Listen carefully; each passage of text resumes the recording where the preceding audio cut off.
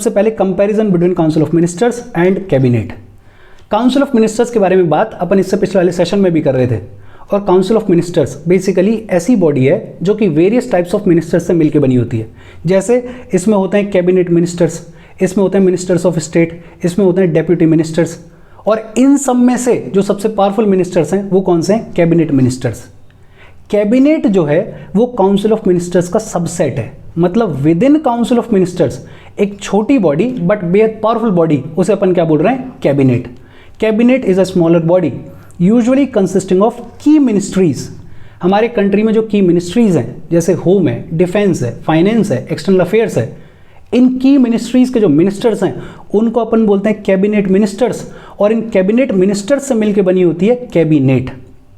और council of ministers के लिए तो अपन बोल ही रहे हैं कि इसमें सभी मिनिस्टर्स आते हैं, कोई फर्क नहीं पड़ता कि उनकी रैंक क्या है। इसमें कैबिनेट मिनिस्टर्स भी हैं, इसमें मिनिस्टर्स ऑफ स्टेट भी हैं, इसमें डेप्यूटी मिनिस्टर्स भी हैं। कैबिनेट के पास में एक्चुअल पावर है और कैबिनेट फ्रिक्वेंटली मिलती है, usually once in a week, हफ्ते में एक बार मिल लेते हैं ये, और इनका काम होता है देश को चलाना, इनका काम होता है सरकार को चलाना। Council of ministers does not meet as a body, एक बॉडी के तरीके से काउंसिल ऑफ मिनिस्टर्स नहीं मिलते हैं। Cabinet is the core decision making body. हमारी सरकार को लेके, हमारे देश को लेके अगर कोई डिसीजन लेना है तो वो डिसीजन कौन लेता है? कैबिनेट लेती है। और जो डिसीजन कैबिनेट ने लिया इसको इंप्लीमेंट करने का काम है काउंसिल ऑफ मिनिस्टर्स का। और इस डिसीजन को जब काउंसिल ऑफ मिनिस्टर्स इंप्लीमेंट करेंगे तो उसको सुपरवाइज कौन करेगा? उसको सुपरवाइज करेगा कैबिनेट।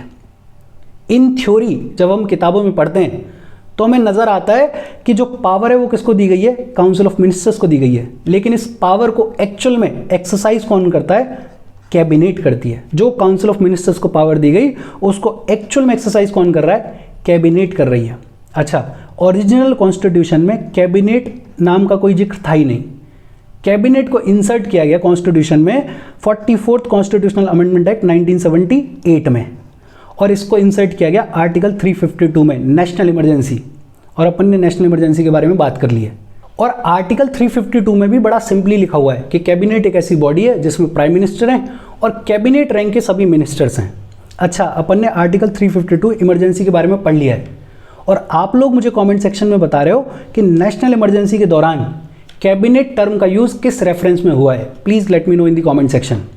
और अगर बात की जाए काउंसिल ऑफ मिनिस्टर्स की, तो ये एक कॉन्स्टिट्यूशनल बॉडी है, बड़ा डिटेल में लिखा हुआ है आर्टिकल 74 में, अपन ने पढ़ा हुआ है आर्टिकल 75 में काउंसिल ऑफ मिनिस्टर्स के बारे में। हालांकि कितने मिनिस्टर्स होंगे ये डिपेंड करता है प्राइम मिनिस्टर के ऊपर। प्राइम मिनिस्टर जिसका नाम रिकमेंड करते हैं, प्रेसिडेंट उसको अपॉइंट कर देते हैं एज मिनिस्टर। लेकिन अपन ने 91st कॉन्स्टिट्यूशनल अमेंडमेंट एक्ट पढ़ा था, जिसके थ्रू ये कहा गया कि जो मिनिस्टर्स हैं उनका number can not be more than 15% of the total strength of Lok Sabha. अच्छा, ये जो काउंसिल ऑफ मिनिस्टर्स हैं they are collectively responsible to Lok Sabha. पिछले 2 दिन से पढ़ रहे हैं अपन। ये जो कलेक्टिव रिस्पॉन्सिबिलिटी है इसको एक्चुअल में एनफोर्स कौन करवाता है? कैबिनेट। कैबिनेट ध्यान रखती है कि जो काउंसिल ऑफ मिनिस्टर्स हैं वो ठीक तरीके से काम करें और ऐसे काम करें जिससे कि लोकसभा सेटिस्फाइड रहे। और ये बात हुई इन दोनों के डिफरेंस की। इसके बाद बात आती है रोल ऑफ कैबिनेट। अब ये तो अपने को समझ में आ गया है कि कैबिनेट एक छोटा ग्रुप है और सबसे पावरफुल ग्रुप है हमारे कंट्री में। जो सबसे पावरफुल मिनिस्टर्स हैं वो कैबिनेट का हिस्सा होते हैं। और कैबिनेट का रोल क्या है? It is the highest decision making authority. हमारे कंट्री के लिए, हमारे गवर्नमेंट के लिए जो डिसीजंस लेने का काम कर रहा है वो कौन कर रहा है? कैबिनेट कर रहा है। Cabinet is the chief policy formulating body of the central government. Central government कोई भी पॉलिसी लेकर आएगी देश के लिए, उस पॉलिसी को बनाने का, फॉर्मुलेट करने का काम किसका है? कैबिनेट का है। Cabinet is the supreme executive authority of the central government. कोई भी एक्ट, कोई भी पॉलिसी लाई गई उसको एग्जीक्यूट करने का काम किसका? कैबिनेट का। कैबिनेट अगर डायरेक्टली एग्जीक्यूट नहीं भी कर रही होगी तो सुपरवाइज कौन कर रहा होगा? कैबिनेट कर रही होगी। Cabinet is the chief coordinator of central administration. Cabinet के इर्द गिर्द सब कुछ घूम रहा है। कोऑर्डिनेट करना है, देखना है, सुपरवाइज करना है, एडमिनिस्टर करना है, सब कुछ कौन कर रहा है? कैबिनेट कर रहा है। Cabinet is the advisory body to the president and its advice is binding on him. ये अपन ने पढ़ा हुआ है कि कैबिनेट, वैसे तो council of ministers term use होता है, लेकिन एक्चुअल में पावर को एक्सरसाइज कौन कर रहा है? कैबिनेट कर रही है। तो कैबिनेट जो भी एडवाइस देगी प्रेसिडेंट को उस एडवाइस के अकॉर्डिंग एक्ट करना पड़ेगा, फंक्शन करना पड़ेगा। हालांकि कॉन्स्टिट्यूशन में तो लिखा हुआ है काउंसिल ऑफ मिनिस्टर्स, लेकिन एक्चुअल में जो पावर है काउंसिल ऑफ मिनिस्टर्स की, उसको एक्सरसाइज कौन करता है? कैबिनेट करती है। Cabinet is the chief crisis manager and thus deals with all emergency situations. देश में कोई भी इमरजेंसी आएगी तो जिम्मेदारी उस इमरजेंसी को, उस क्राइसिस को मैनेज करने की किसकी है? कैबिनेट की है, क्योंकि सारी पावर आपके पास में है। इसके अलावा cabinet deals with all major legislative and financial matters. Eventually कोई भी लॉ बनाया जाएगा, किसी भी लॉ में कुछ चेंज किया जाएगा, कोई भी फाइनेंस का मैटर है, उस सबसे डील कौन कर रहा है? कैबिनेट कर रहा है। कैबिनेट के पास में एक्चुअल पावर है। कैबिनेट जो पावर दी गई काउंसिल ऑफ मिनिस्टर्स को, उसको एक्सरसाइज कर रही है। Cabinet exercises control over higher appointments like constitutional authorities and senior secretariat administrators.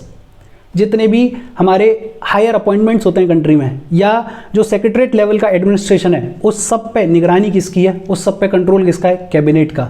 And cabinet deals with all foreign policies and foreign affairs. Foreign policies से, foreign affairs से deal कौन करता है? कैबिनेट करता है, बिकॉज कैबिनेट के पास में actual power है। कैबिनेट काउंसिल ऑफ मिनिस्टर्स को मिली हुई पावर को एक्सरसाइज करती है। कि काउंसिल ऑफ मिनिस्टर्स के बीच में और कैबिनेट के बीच में डिफरेंस क्या है?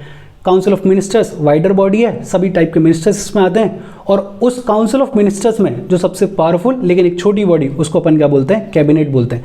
एक्चुअल पावर जो काउंसिल ऑफ मिनिस्टर्स को दी गई है, उसको एक्सरसाइज कौन करता है? कैबिनेट करती है।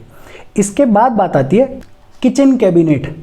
कैबिनेट के बारे में अपन बात कर रहे थे और अपन कह रहे थे कि it is a small body, बेहद पावरफुल बॉडी है। हमारे कंट्री के जो सबसे पावरफुल मिनिस्टर्स हैं, कैबिनेट मिनिस्टर्स, वो कैबिनेट का हिस्सा होते हैं। Cabinet is the highest decision making body. लेकिन कैबिनेट से भी छोटी body, even more smaller body, जैसे अपन बोलते हैं इनर कैबिनेट, जिसे अपन बोलते हैं किचन कैबिनेट, और इस किचन कैबिनेट का जिक्र कॉन्स्टिट्यूशन में कहीं भी नहीं है। Kitchen cabinet is a extra constitutional body.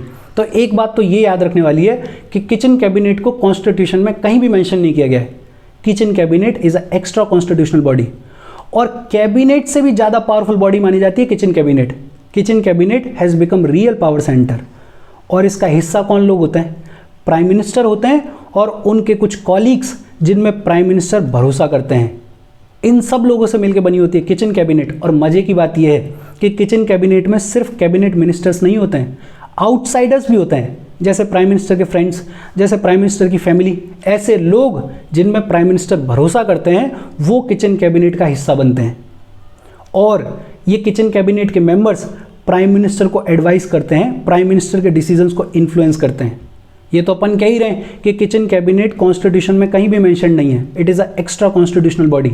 और प्राइम मिनिस्टर अपने घर में बैठ के किससे मिल रहे हैं, किससे एडवाइस ले रहे हैं, किसके डिसीजन से इन्फ्लुएंस हो रहे हैं, उस पर कंट्रोल नहीं किया जा सकता। किचन कैबिनेट के कुछ फ़ायदे हैं, कुछ नुकसान हैं। फ़ायदे क्या हैं? कि बड़ी छोटी सी यूनिट है, 5-7 लोगों की यूनिट है, तो जो डिसीजन मेकिंग है वो बड़ी एफिशिएंट है, बहुत ज़्यादा लंबा टाइम नहीं लगेगा। दूसरा फ़ायदा ये है कि it can meet more often and deal with businesses much more expeditiously. कि बहुत छोटी बॉडी है, 5-7 लोगों की बॉडी है, क्लोज्ड ग्रुप है, फ्रिक्वेंटली मिल सकते हैं, डिसीजंस को जल्दी ले सकते हैं, जो काम काज है उसको जल्दी जल्दी निपटा सकते हैं।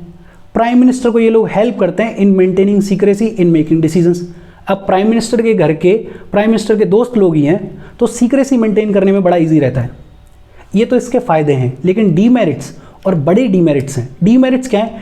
It reduces the authority and status of the cabinet as the highest decision making body. Cabinet जो कि हमारी हाईएस्ट डिसीजन मेकिंग बॉडी है, उसका स्टेचर, उसकी अथॉरिटी को कमज़ोर करता है किचन कैबिनेट, एक ऐसी बॉडी जो कि एक्स्ट्रा कॉन्स्टिट्यूशनल है, जिसका कॉन्स्टिट्यूशन में कोई जिक्र नहीं है। Kitchen cabinet circumvents the legal process by allowing outside persons to play an influential role in the government functioning। भाई प्राइम मिनिस्टर के कोई दोस्त हैं, प्राइम मिनिस्टर का कोई फैमिली मेम्बर है और उसका सरकार से कोई लेना देना नहीं है, उसने कभी कोई चुनाव नहीं लड़ा है, लेकिन इस किचन कैबिनेट के थ्रू वो आउटसाइडर गवर्नमेंट फंक्शनिंग में बड़ा इंपॉर्टेंट रोल प्ले कर रहा है। और ये एक तरीके से हमारे लीगल सिस्टम को सर्कमवेंट करने का तरीका है। और ये बात हुई किचन कैबिनेट की। इसके साथ ये चैप्टर खत्म हो गया। कोई भी डाउट हो please comment. Thank you very much.